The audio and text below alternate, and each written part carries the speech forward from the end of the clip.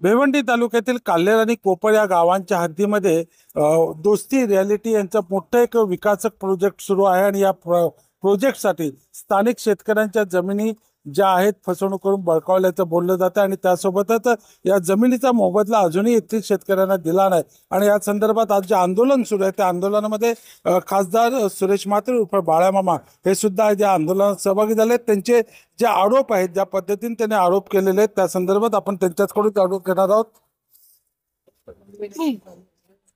मामा, नक्की काय तुमचे आरोप आहेत या प्रशासनासंदर्भात, या दोस्तीच्या विरोधात? बघा, दोस्तीच्या किंवा प्रशासनाच्या विरुद्ध माझे आरोप नाही।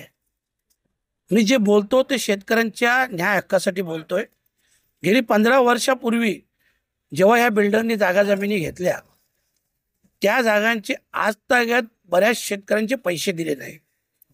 शेतकऱ्यांच्या जागेत शेतकऱ्यांना काम दिलं जातं आणि शेतकरी जर काम मागायला गेले तर त्या शेतकऱ्यांना उत्तर दिलं जातं की कपिल पाटीलच्या बंगल्यावर जा तर काम दिलं जाईल। जो शेतकरी यांना जागा द्यायला तयार होत नाही त्या शेतकऱ्याच्या जागेत जबरदस्ती भरणी करतात आणि नंतर त्या शेतकऱ्याला सांगतात तुझी जागा दाखव। हे सगळे गुंडांच्या मार्फत आणि बाकी प्रशासनाच्या मार्फत किंवा मदत घेऊन हे सगळा जे शेतकऱ्यांना अन्याय आहे त्याच्यात चालू आहे आणि याच्या विरोधात आम्ही आलो। आता आपण इथं आंदोलन करतात परंतु अजूनही आपल्याला प्रशासन कुठल्या पद्धतीने चर्चा घडून देत नाही, पोलीस सुद्धा त्या बाबतीत कुठली भूमिका घेताना दिसत नाही। नक्की काय तुम्ही पोलिसांच्या या आडमुठेपणाबद्दल म्हणा? बघा, पोलिसांचं दखल तर घेत नाही। उलट पक्षी पोलिसांचं म्हणणं आहे जेव्हा राजू लोरा येईल तेव्हा आपण बोलू, तेव्हा आपण चर्चा करू। माझं म्हणणं 15 वर्षाचा विषय आहे। 3 महिन्यापूर्वी पण राजू लोरांची मी चर्चा केली, त्याच्यानंतर त्यांनी कसलाही प्रतिसाद दिला नाही।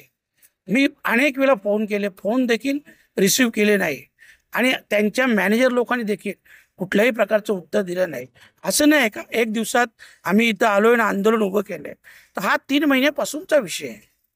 काय वाटतं नक्की सत्ताधाऱ्यांचा दबाव आणि या यंत्रणा या बिल्डरच्या पाठीशी उभ्या असल्याचं बोललो, काय सांगाल?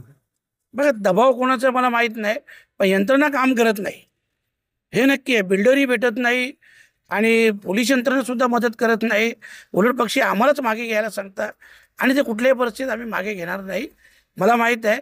आणि हेही सांगतो की इथलं जे काम करतो हे सगळे कपिल पाटील काम करतो, त्याचा पुतण्या काम करतो, तुम्ही बघू शकता। सुजित तात्या काम करू शकतो। ह्या सगळ्या गुंडांकडून, या राजकीय लोकांकडून त्यांचं अभय असल्यामुळं हे सगळे शेतकऱ्यांवर अन्याय करतात डायरेक्ट।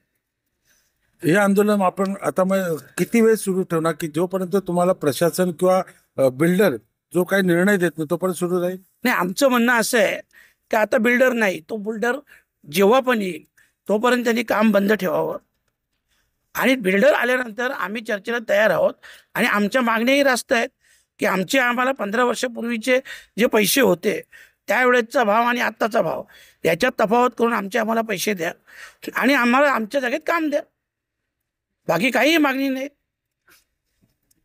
एकूणच जर आपण पाहिलं तर शेतकऱ्यांना त्यांच्या जमिनीचा मोबदला देणं गरजेचं आहे आणि तो देत असताना येथील भूमिपुत्र शेतकऱ्यांना काम सुद्धा दिलं पाहिजे अशी प्रमुख मागणी बाळामामा यांची आणि त्यासाठी प्रशासन या बिल्डरांच्या पाठीशी उभं राहिलं आणि त्यामुळेच येथील शेतकरी आक्रोशित आहेत आणि त्यासाठी बाळामामा यांचं आंदोलन हे सुरूच राहणार आहे। भिवंडीहून संजय भुईट, TV9 मराठी।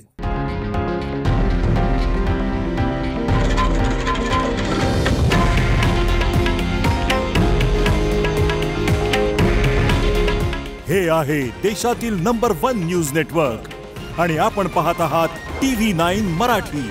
काळजी तुमची, हित महाराष्ट्राचं।